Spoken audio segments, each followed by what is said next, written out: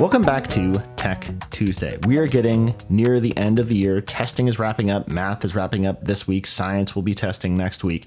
And pretty soon we're going to have all of that information back to kind of see how our students did and things that we can improve upon. One of the great things we can actually do before the end of the year is we can actually have students do self-assessment while it's still fresh in their minds. What was easy? What was difficult? What would they have used? What could they have used more practice with? What I've actually done for the past couple of years is have students fill out a Google form. Now, that's not a novel concept, but in the past, I've had to look through all of that information of 70 students for my 7th graders, 130 for my 8th graders, and kind of figure out on my own what that means. What generative AI does, what ChatGPT does, is makes it really easy to take all of that information, put it into a chat prompt, and then very quickly get back 5 major takeaways or whatever other information you wanted to generate. Let's take a look at how to see this recent form data that my 7th grade students filled out and how to kind of make an action plan of what we can work on in the upcoming year. This is a form that I've had for the past couple of years. You can see that I've had it because I was mentioning it by SBAC at first.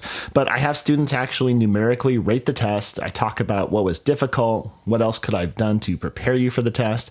So I'm going to take all of this data from my 7th graders. I'm going to copy this, and I'm going to paste it into ChatGPT. Control V here, or paste. And then I'll ask a question at the very top, just saying, what are 5 major takeaways? Now, I could find this if I combed through all of the data on my own, but it would take a long time. And by using generative AI like ChatGPT, I can do it really, really quickly. So here are 5 major takeaways. Multiple choice questions were easiest. They were familiar with the format, which is great.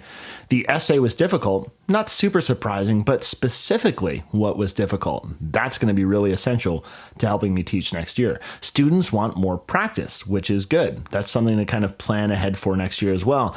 Context clues were a big strength. That was something students really benefited from. And fatigue, focus issues, topic engagement, it just seemed like the test was very long. Is there something we can do about that? Well, with the texts, we can't because that's not under our control, but maybe breaking it up into smaller pieces could be helpful. Again, all information that I'm getting within the span of 30 seconds, maybe taking away some quotes too. Let's say that I wanted to maybe make a presentation for my department. Here are a couple of things that stuck out on what was easy. Some of the quotes that it noticed were kind of repeated. What was more difficult? Going from the thesis statement to the first body paragraph. Again, all really specific things that I could have taken away. And maybe talking about formatting essays. That's really good to know as I'm planning for next year. General reflections, I hate it and it's boring. At least he's being honest, he or she is being honest. And if I really want to, I can actually format all of this into a presentation. Now, I can actually take all of the quantitative data here too. On a scale of 1 to 5, how difficult was the SBAC? I'm going to go ahead and copy and paste that. I could do this on a Google Sheet too, but this just does it a lot faster. It'll analyze all of that data. 3.1 out of 5, moderately challenging. That with all of the qualitative data that I have, all of that information, I can actually use that in my planning for next year.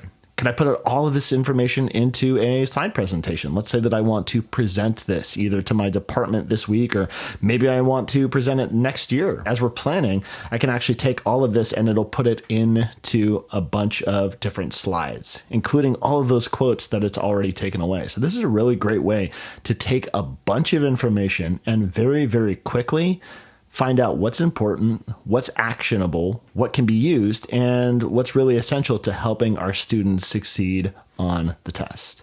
Thank you for watching this edition of Tech Tuesday. If you have any questions about ChatGPT, generative AI, or a suggestion for a future episode, let me know.